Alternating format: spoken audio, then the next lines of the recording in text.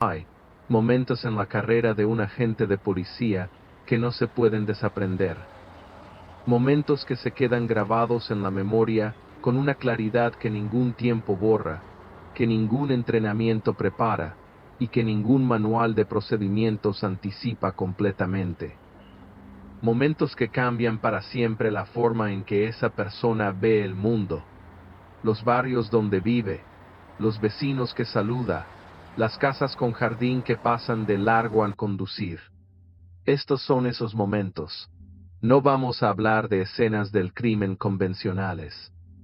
No vamos a hablar de los homicidios que la ficción televisiva ha normalizado hasta hacerlos casi decorativos.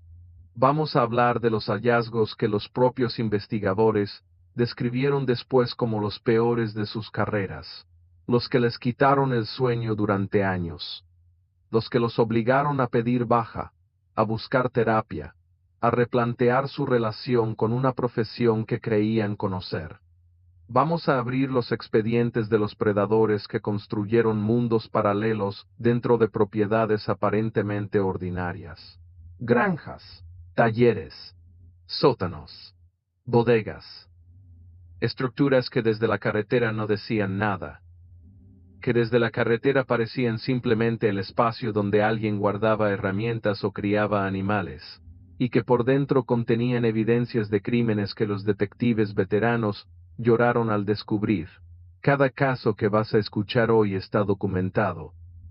Cada hallazgo está en los archivos judiciales. Cada condena es real. Esto no es ficción. Esto es lo que existe en los expedientes que los sistemas de justicia de distintos países prefieren mantener en el lenguaje seco del derecho penal, lejos de la mirada pública. Nosotros los abrimos. Esto es Expediente Negro. Caso 1 Robert Picton y la granja del horror British Columbia, Canadá 2002 para entender lo que los investigadores encontraron en la granja de Robert Picton en Port Coquitlam, British Columbia. Hay que entender primero lo que no encontraron durante años. Años en los que las mujeres desaparecían del Downtown East Side de Vancouver, con una regularidad que debería haber encendido todas las alarmas del sistema mucho antes de que lo hiciera. El Downtown East Side de Vancouver era, y en muchos sentidos sigue siendo, uno de los barrios más empobrecidos de Canadá. Un vecindario donde la pobreza extrema, las adicciones y la marginalización social creaban condiciones en las que ciertas personas podían desaparecer sin que nadie levantara la voz demasiado alto, sin que el sistema reaccionara con la urgencia que habría reaccionado si las desapariciones hubieran ocurrido en otro vecindario, con otro perfil de víctimas. Desde finales de los años 80 y a lo largo de toda la década de los 90, docenas de mujeres desaparecieron del Downtown Hayside. Las familias reportaban las desapariciones. Los activistas comunitarios presionaban para que se investigara. Y la respuesta institucional fue, durante demasiado tiempo, inadecuada. No porque los investigadores fueran incompetentes en términos individuales, sino porque el sistema priorizaba de manera implícita la urgencia de ciertas desapariciones sobre otras. Robert William Picton tenía una granja de cerdos en Port Coquitlam, a unos 40 kilómetros al este de Vancouver. Era conocido en la zona, organizaba fiestas en su propiedad que atraían a personas de distintos círculos sociales. Era raro, según quienes lo conocían, excéntrico, pero nadie usaba palabras más fuertes que esas. En febrero de 2002, la policía llegó a la granja de Picton con una orden de registro relacionada con un asunto de armas ilegales. Lo que comenzó como una investigación sobre armas se convirtió en algo que ninguno de los agentes presentes aquel día olvidaría nunca. Los perros de rastreo comenzaron a dar señales casi inmediatamente. No en un lugar específico. En toda la propiedad.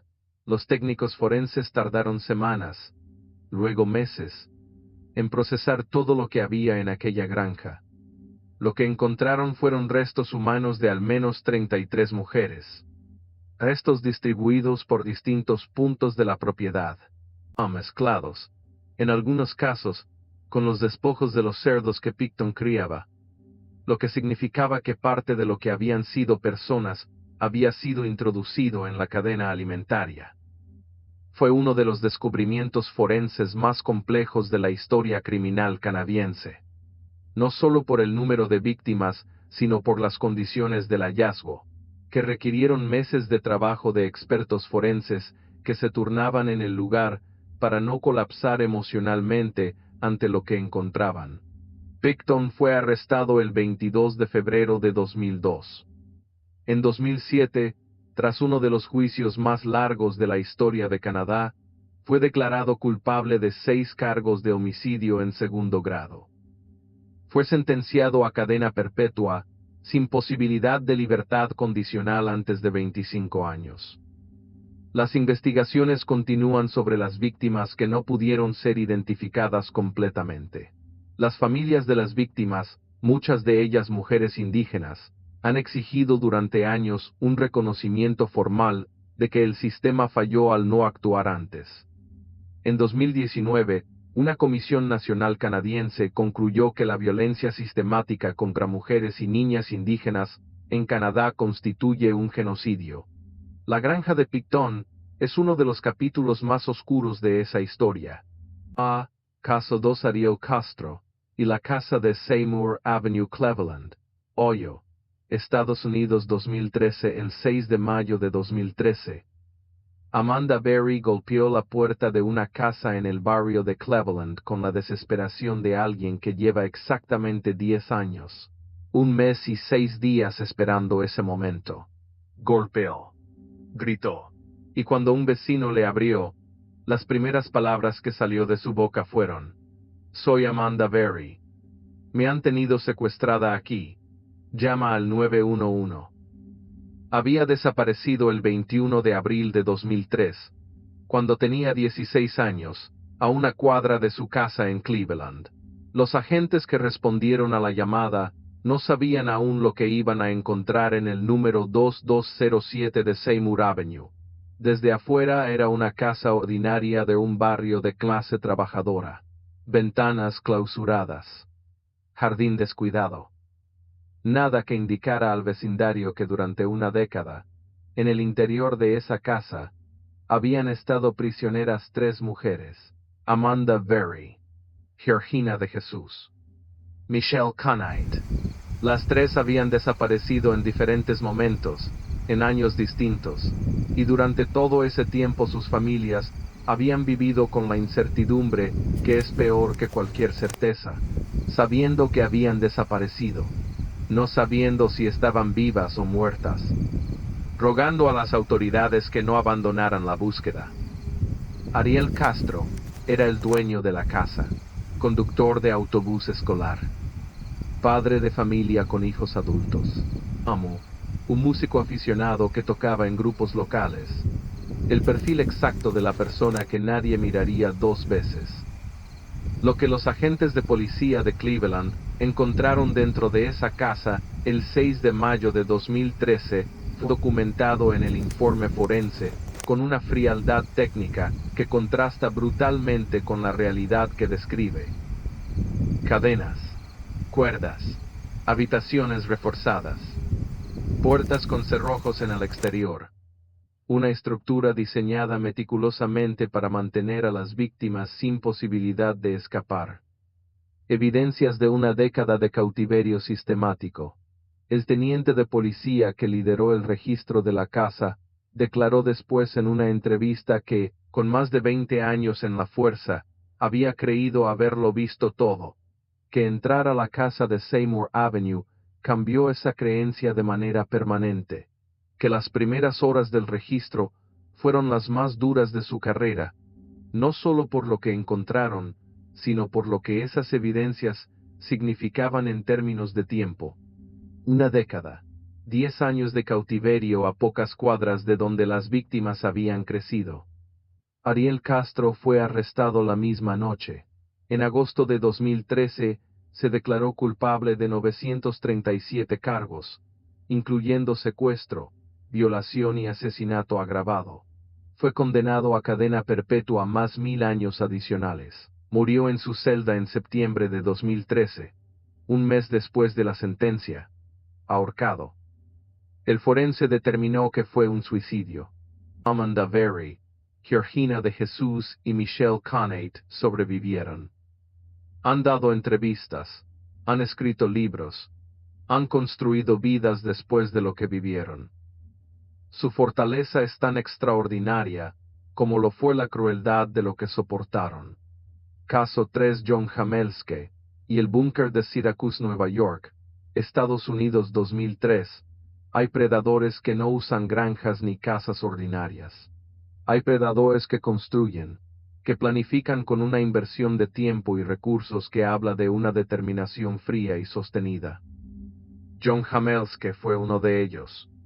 Hamelske era un hombre de mediana edad, que vivía en el suburbio de DeWitt, en las afueras de Syracuse, Nueva York, coleccionista de monedas, dueño de una casa en un barrio residencial de clase media. El tipo de persona que aparece en las reuniones de vecinos y nadie recuerda particularmente. Durante más de una década, Hamelske había estado construyendo, cavando, reforzando. En el patio trasero de su propiedad, debajo de la superficie, había creado una cámara subterránea. Un espacio sellado, ventilado artificialmente, con una pequeña cama, y las instalaciones mínimas para que una persona pudiera sobrevivir. Diseñado para una función específica, mantener prisioneras a mujeres durante periodos de tiempo extendidos. Entre 1988 y 2003, al menos 5 mujeres fueron víctimas de Hamelske. Las secuestraba, las mantenía en el búnker durante semanas o meses, y eventualmente las liberaba con amenazas específicas sobre lo que ocurriría si hablaban. Durante todos esos años, las mujeres liberadas, por distintas razones, no fueron al nivel de los cuerpos de seguridad de una manera que provocara una investigación centrada en Hamelske. Fue en 2003 cuando el sistema finalmente conectó los puntos. Una víctima que logró hacer una llamada.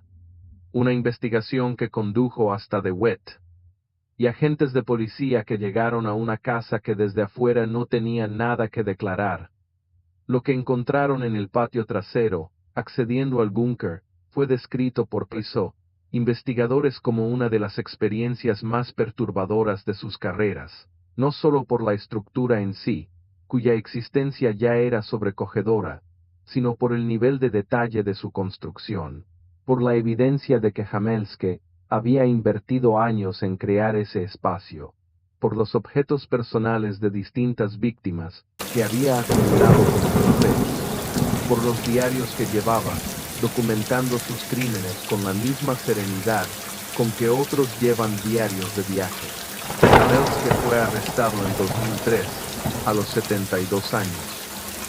Se declaró culpable de 6 cargos relacionados con el secuestro y la detención ilegal de personas. Fue sentenciado a 18 años en prisión, la condena máxima posible bajo los cargos presentados. Los fiscales lamentaron públicamente los límites que el sistema penal imponía dado el perfil específico de los delitos. El caso de Hamelske generó una revisión de los protocolos de investigación de desapariciones en el estado de Nueva York, y fue citado como uno de los factores que impulsaron reformas legislativas en materia de secuestro y detención ilegal. Caso 4 Joseph Friedman y el sótano de Amstetten, Austria 2008. En la primavera de 2008, un médico del Hospital General de Amstetten, Austria, examinó a una mujer de 19 años que había llegado en estado crítico. La joven tenía rasgos de una privación severa de luz solar. Su piel tenía la palidez de alguien que había pasado años sin ver el sol. Su desarrollo físico mostraba señales de una nutrición deficiente durante periodos prolongados. Tenía una mirada que el médico describió después como la de alguien que había regresado de un lugar al que nadie debería haber sido llevado. Esa mujer era Kirsten, hija de Elizabeth Fritzl, quien llevaba 24 años desaparecida. Lo que la investigación policial que siguió a la hospitalización de Kirsten reveló en el número 40 de Jade Stress, en Amstetten, es uno de los descubrimientos más escalofriantes de la historia criminal europea. Debajo de la casa familiar de Joseph Fritzl, a través de una serie de puertas reforzadas con control electrónico, había una red de habitaciones subterráneas, un complejo que Fritzl había construido durante años, sin que su esposa ni sus vecinos, ni ningún sistema de control, supiera lo que estaba ocurriendo debajo de sus pies. En ese complejo subterráneo, Elizabeth Fritzl había vivido desde 1984. 24 años encerrada por su propio padre. En ese tiempo, Elizabeth había dado a luz a 7 hijos. 3 de esos hijos habían crecido también en el sótano, sin ver jamás la luz natural, sin conocer nada del mundo que existía sobre sus cabezas. Los agentes de la policía criminal de Austria, que accedieron al complejo el 26 de abril de 2008, tuvieron que ser relevados en intervalos cortos. Los psicólogos que acompañaban el operativo estaban ahí, no solo para las víctimas sino para los propios investigadores, que procesaban lo que encontraban con una dificultad que los reportes internos de la policía describieron sin eufemismos. Varios solicitaron apoyo psicológico en los días siguientes. 2 se tomaron bajas médicas. Lo que encontraron fue documentado con la precisión que requiere la cadena probatoria. Las habitaciones, la distribución, los objetos cotidianos que Elizabeth había organizado para crear una semblanza de vida normal dentro de lo imposible, las camas infantiles donde habían crecido niños, que no sabían que el mundo tenía cielo, los dibujos que habían hecho con los materiales limitados que Fritzl les proporcionaba. Joseph Fritzl fue detenido el mismo día. Tenía 73 años. En marzo de 2009, tras un juicio que sacudió a Austria y al mundo entero, fue declarado culpable de esclavización, violación, privación de libertad, incesto e inducción al aborto, entre otros cargos. Fue condenado a cadena perpetua en una institución para delincuentes mentalmente perturbados. Sigue cumpliendo condena. Elizabeth Fritzl y sus hijos fueron trasladados a instalaciones de rehabilitación en Austria. Las autoridades austríacas protegieron su identidad y su ubicación con una rigurosidad casi sin precedentes. En las pocas entrevistas que se han filtrado a lo largo de los años, los profesionales que trabajan con la familia hablan de un proceso de recuperación extraordinariamente complejo, de personas que tienen que aprender o reaprender aspectos de la existencia que la mayoría de nosotros damos por absolutamente supuestos. El caso Fritzl generó en Austria una crisis institucional profunda. Las preguntas sobre cómo fue posible que nadie lo detectara durante 24 años llevaron a reformas en los sistemas de asistencia social, en los protocolos de investigación de personas desaparecidas y en la regulación de construcciones en propiedades privadas. Una comisión parlamentaria concluyó que hubo múltiples fallos sistémicos, que las señales habían existido, que el sistema simplemente no había tenido las herramientas ni la sensibilidad para leerlas. Caso 5. El caso Dennis Rader y las pruebas ocultas. Kansas, Estados Unidos 2005. Dennis Rader no era conocido como Dennis Rader cuando la policía de Wichita finalmente lo detuvo en febrero de 2005. Era conocido como BDK, las iniciales de la metodología que él mismo había acuñado para describirse: bend, torture, kill. Atar, torturar, matar. Durante 31 años, el BDK Killer había aterrorizado a Wichita. Había matado a 10 personas entre 1974 y 1991. Había enviado comunicaciones a la policía y a los medios de comunicación con detalles que solo el asesino podía conocer, burlándose de la investigación con una impunidad que reflejaba algo que los investigadores solo entenderían completamente cuando finalmente lo identificaron. La confianza que solo puede tener alguien que lleva una doble vida perfectamente compartimentada. Dennis Rader era presidente de la congregación de su iglesia luterana. Aye era funcionario municipal, encargado del cumplimiento de ordenanzas locales. Era esposo. Era padre. Era el tipo de vecino que nadie consideraría capaz de nada. Y en algún espacio físico de su vida cotidiana, mantenía guardadas las evidencias de todo lo que había hecho. Cuando los investigadores del Departamento de Policía de Wichita obtuvieron las órdenes de registro que les permitieron acceder a la propiedad de Rader en Park City, en febrero de 2005, la búsqueda se centró en encontrar esas evidencias, y las encontraron, en el interior de su domicilio, en el taller, distribuidas en distintos lugares de la propiedad con el cuidado de alguien que lleva décadas protegiendo sus secretos. Los investigadores encontraron documentación detallada de los crímenes, fotografías, objetos pertenecientes a las víctimas que Rader había guardado como trofeos durante 30 años. Material que documentaba no solo los crímenes cometidos, sino los que había planeado cometer, y también los diarios y notas en los que Rader había registrado sus pensamientos con una lucidez que resultaba más perturbadora que cualquier incoherencia. El detective que lideró el registro, con más de 20 años en la unidad de homicidios de Wichita, declaró ante la cámara en un documental posterior que nada en su carrera lo había preparado para ese momento. No el volumen de las evidencias, aunque ese volumen era considerable, sino la frialdad con que todo estaba organizado. La normalidad doméstica que rodeaba esas evidencias.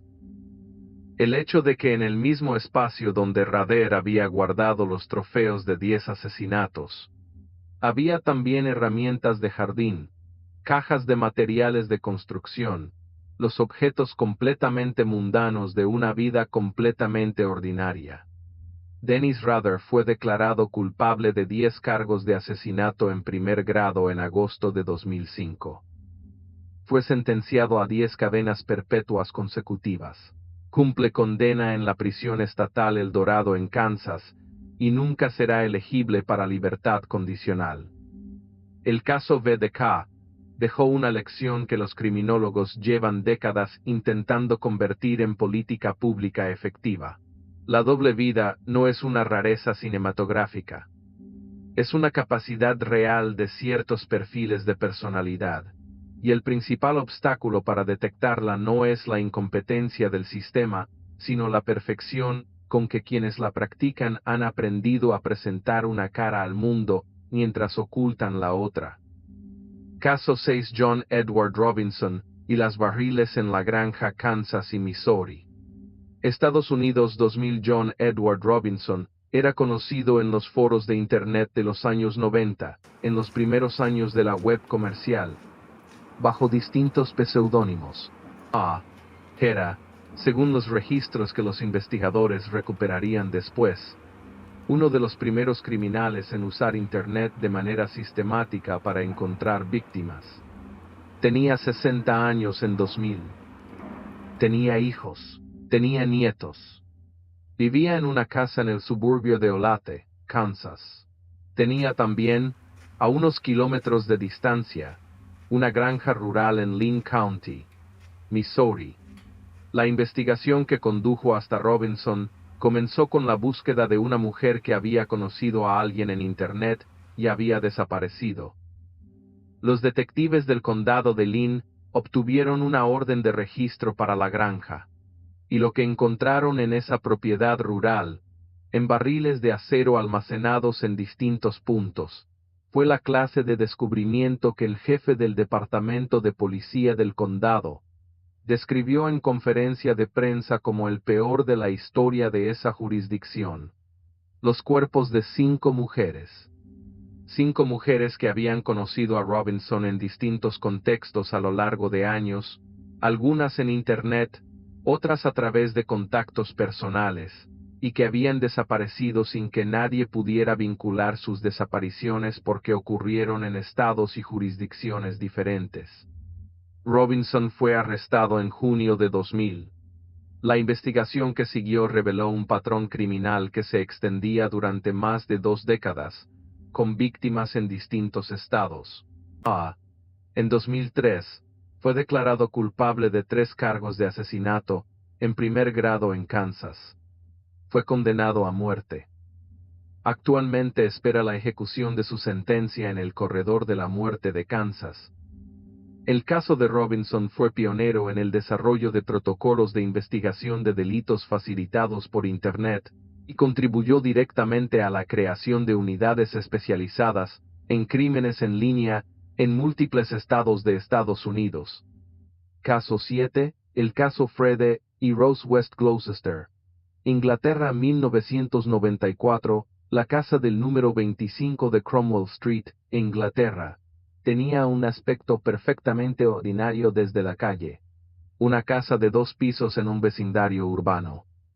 Fred West la había comprado en 1972, y a lo largo de los años siguientes, la había ido modificando, ampliando, renovando, construyendo. Siempre construyendo algo en algún rincón de la propiedad. Los vecinos recordaban a Fred West como un hombre trabajador. Siempre con algún proyecto entre manos. Siempre haciendo algo con el jardín, con el sótano, con la extensión trasera de la casa. Nadie lo cuestionaba. Era simplemente alguien que le gustaba trabajar con sus manos. En febrero de 1994, la policía de Gloucestershire llegó al número 25 de Cromwell Street con una orden de registro. La investigación había comenzado meses antes por razones relacionadas con agresiones sexuales. Lo que los detectives esperaban encontrar no se acercaba remotamente a lo que iban a descubrir. Las excavaciones comenzaron en el jardín trasero y continuaron en el sótano, y en las paredes, y bajo el suelo de la cocina. A lo largo de semanas de trabajo forense minucioso, los investigadores encontraron los restos de 9 mujeres y niñas dentro de la propiedad del 25 de Cromwell Street. Cada hallazgo era un cuerpo que había sido enterrado con la precisión de alguien que conoce su propia propiedad centímetro a centímetro. De alguien que había construido encima de sus crímenes, literalmente, con la misma normalidad con que cualquier propietario hace mejoras en su hogar. El nombre completo de las víctimas encontradas dentro de la casa incluyó a la propia hijastra de Fred West y a su hija biológica Heather, cuya desaparición los West habían explicado durante años con una historia que nadie había cuestionado lo suficiente. Los restos de otras 3 víctimas fueron encontrados en propiedades anteriores de los West. Fred West fue arrestado en febrero de 1994. Rose West fue arrestada en abril del mismo año. Fred West se suicidó en su celda el 1 de enero de 1995, antes de que el juicio comenzara. En 1995, Rose West fue declarada culpable de 10 asesinatos y condenada a cadena perpetua sin posibilidad de libertad condicional. Sigue en prisión. El impacto del caso sobre la comunidad de Gloucester fue tan profundo que la casa del número 25 de Cromwell Street fue demolida en 1996. En el solar que dejó la demolición se construyó un camino peatonal.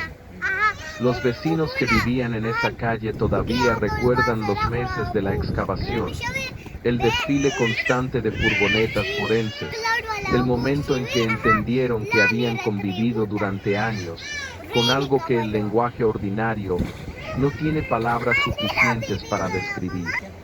Caso 8 en Rancho de Adolfo Constanzo Matamoros, México 1989. Este expediente cruza al continente americano, y lo hace con un caso que añade al horror criminal un componente que los investigadores mexicanos y estadounidenses que participaron en el operativo, describieron como el elemento que hizo de este descubrimiento algo diferente a cualquier cosa que hubieran visto antes.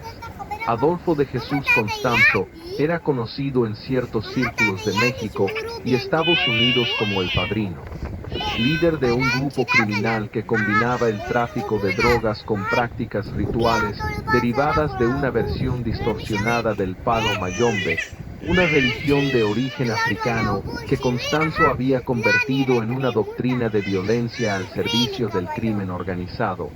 En marzo de 1989, un estudiante universitario de Texas llamado Mark Kilroy desapareció en Matamoros, México, donde había viajado durante las vacaciones de primavera. La desaparición de un ciudadano estadounidense en territorio mexicano activó una investigación binacional. Y esa investigación condujo hasta un rancho a las afueras de Matamoros, conocido como el Rancho Santa Elena. Los agentes de la Policía Judicial Federal de México y los agentes de la DEA que participaron en el operativo pero preciso después, lo que encontraron en ese rancho como el descubrimiento más perturbador de sus respectivas carreras, con diferencia. No solo por las evidencias de los crímenes, sino por el contexto ritual que las rodeaba. En el rancho Santa Elena, los investigadores encontraron los restos de 15 personas. Entre ellos, Mark Kilroy, el estudiante de Texas, cuya desaparición había iniciado la investigación. Las víctimas habían sido seleccionadas por Constanzo, en la creencia de que sus muertes rituales confería protección sobrenatural a su organización criminal. Los miembros del grupo de Constanzo habían seguido esa doctrina con una convicción que los 96 periozoes periozoes, pero enteizoas para 26 periozoesar, psicológicamente. El encuentro no solo con la crueldad, sino con la crueldad que se ha convencido a sí misma de que es necesaria. El caso fue desenrollado en los días siguientes. Los miembros del grupo de Constanzo fueron capturados uno a uno. Constanzo mismo murió en un enfrentamiento con la policía en la Ciudad de México en mayo de 1989. Sus seguidores fueron juzgados y condenados en México por múltiples homicidios. El caso del Rancho Santa Elena alteró permanentemente los protocolos de cooperación entre la DEA y la Policía Federal Mexicana, y fue uno de los primeros casos en que la dimensión ritual de un crimen fue analizada en profundidad en el marco de un proceso judicial mexicano. Caso 9, el caso Marc Dutroux, Bélgica 1996, el descubrimiento en la casa de Marc Dutroux, en Marcinelle, Bélgica, en agosto de 1996, no solo destruyó vidas, destruyó la confianza de una nación entera en sus instituciones, y desencadenó consecuencias políticas que transformaron el sistema judicial belga, de una manera que ningún otro caso en la historia reciente del país había logrado. Marc Dutroux era un desempleado con antecedentes penales, que había cumplido condena por delitos graves a principios de los años 90, y había sido liberado antes de completar su sentencia. Era un hombre conocido para el sistema, fichado, con un historial que debería haber activado cualquier protocolo de seguimiento existente. No lo activó. En agosto de 1996, tras la desaparición de varias niñas en distintos periodos, la policía belga obtuvo autorización para registrar la propiedad de Dutroux en Marcinelle. Lo que los agentes encontraron en el sótano de esa casa fue el final de una búsqueda y el comienzo de una crisis. Sabine Darden, de 12 años, y la Etiti Adeles, de 14, estaban vivas en una cámara subterránea que Dutroux había construido debajo del sótano de su casa, accesible solo a través de un panel oculto. Las niñas llevaban meses en cautiverio. Sabine, más de 80 días, también en el sótano, en un espacio diferente. Los investigadores encontraron los restos de otras dos niñas, Anne Marchal y F. Lambrex, que habían desaparecido el año anterior. Los nombres de Dutroux y sus cómplices se convirtieron en sinónimos de una crisis de Estado en Bélgica. Las investigaciones posteriores revelaron una serie de fallos institucionales de proporciones extraordinarias. Los detectives que habían investigado las desapariciones de las niñas habían estado en la casa de Dutroux meses antes y no habían encontrado nada, a pesar de que Sabine Darden estaba en ese momento en el sótano. La investigación no los había conducido al lugar correcto en el momento en que habría marcado la diferencia. El 20 de octubre de 1996, 300.000 personas marcharon en Bruselas, en lo que se conoció como la Marcha Blanca, una manifestación sin precedentes en la historia de Bélgica. No solo contra Dutroux, contra un sistema que había fallado a las niñas de la manera más irreversible posible. O contra la indolencia, los errores procedimentales, la posibilidad, que muchos belgas no podían descartar, de que algo más oscuro que la incompetencia hubiera impedido que la investigación llegara a Dutroux antes. Marc Dutroux fue declarado culpable en 2004 de secuestro, violación y asesinato. Fue condenado a cadena perpetua, sin posibilidad de libertad condicional. Cumple condena en Bélgica. El juicio de Dutroux fue el más seguido de la historia televisiva belga. Y la crisis política que generó su caso condujo a una reforma completa del sistema judicial y policial belga, incluyendo la creación de una policía federal unificada que reemplazó el sistema fragmentado que había impedido la coordinación eficaz durante la investigación. Caso 10 El búnker de Sochi y el caso Anatoly Moskvin Nizhny Novgorod, Rusia 2011. Este caso final no cabe en ninguna categoría convencional, no porque el crimen sea diferente en su naturaleza jurídica, sino porque la mente que lo ejecutó construyó a su alrededor un universo de justificación que los psiquiatras que lo evaluaron describieron como uno de los más complejos que habían encontrado. Anatoly Moskvin era, antes de que su caso saliera a la luz en 2011, una figura relativamente conocida en los círculos académicos de Nizhny Novgorod. Lingüista, experto en lenguas celtas, autor de artículos académicos. Una persona con una educación extraordinaria y una mente que claramente funcionaba a un nivel de complejidad inusual. Durante años, Moskvin había tenido una afición documentada, conocida en su comunidad, que consistía en visitar cementerios. Caminaba durante kilómetros para visitar cementerios de distintas épocas y regiones. Escribía sobre su historia. Fotografiaba las lápidas. Era excéntrico. Sí. Pero nadie lo veía como peligroso. En noviembre de 2011, los padres de Moskvin, que vivían en su casa, y que no habían entrado a su habitación durante un periodo prolongado, entraron por alguna razón que los registros no detallan completamente, y lo que encontraron dentro de esa habitación los llevó a llamar a la policía.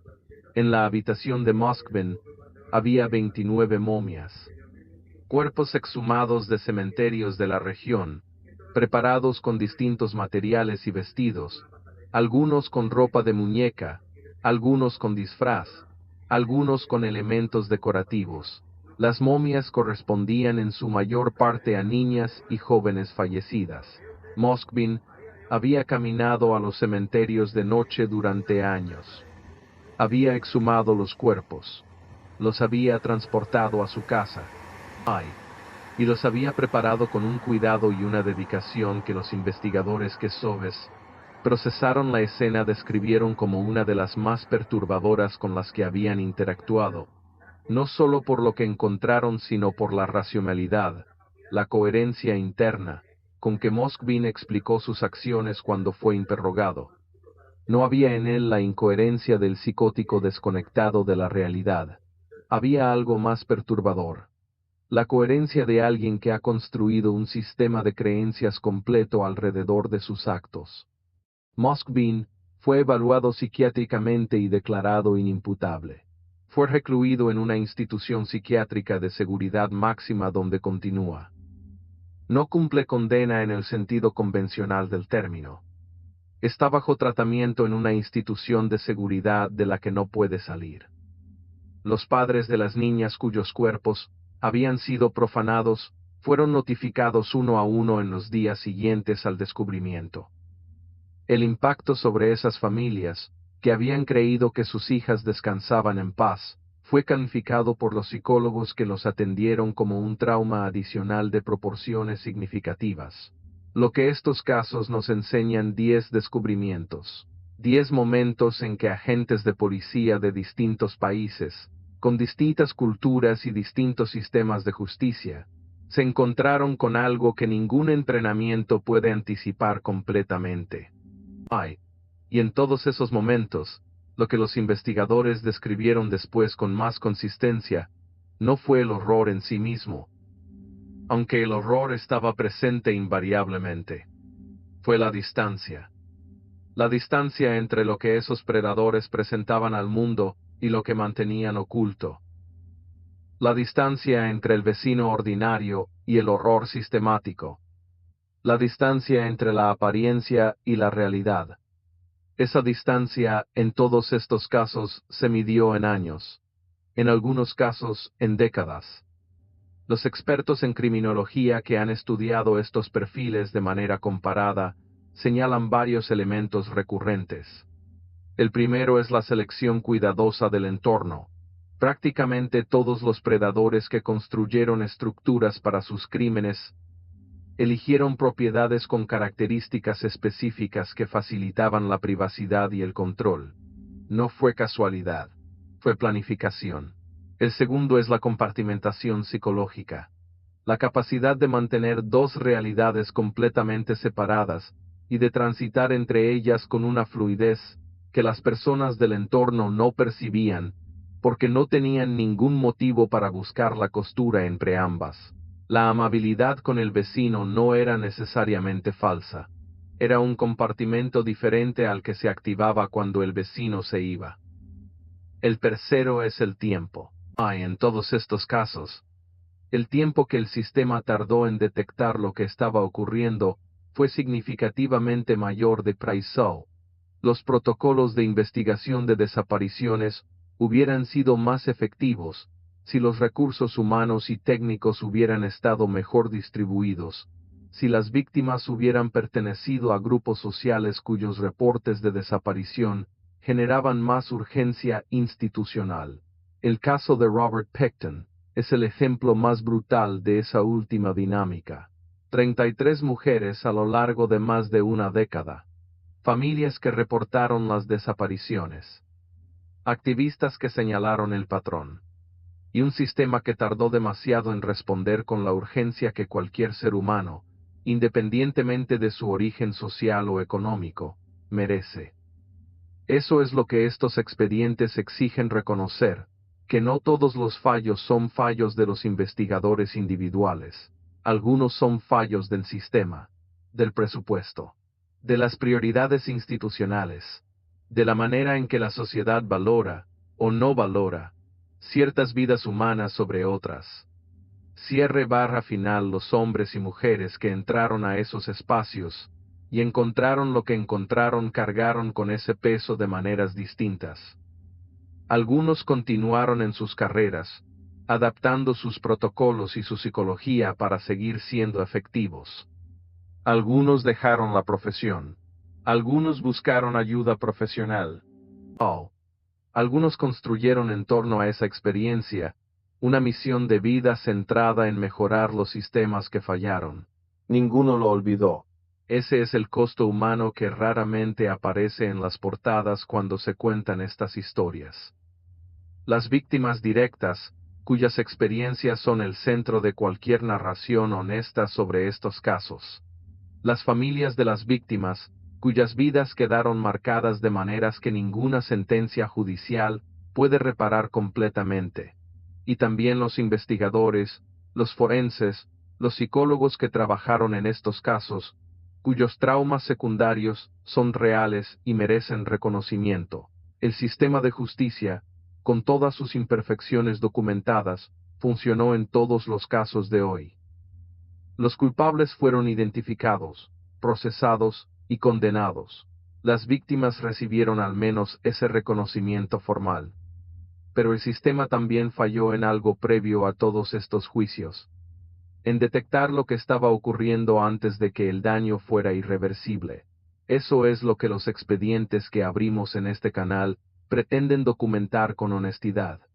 No solo los crímenes y sus autores, sino los fallos del sistema que permitieron que esos crímenes se extendieran en el tiempo, las grietas que existen en los protocolos, las formas en que la apariencia de normalidad puede ser el escudo más efectivo de ciertos tipos de predadores. Oh, porque el conocimiento de esas grietas es la única herramienta real que tenemos para intentar cerrarlas. Suscríbete a Expediente Negro y activa la campana ahora mismo. Cada semana abrimos expedientes como estos, casos documentados que el mundo necesita conocer, narrados con el rigor que merecen.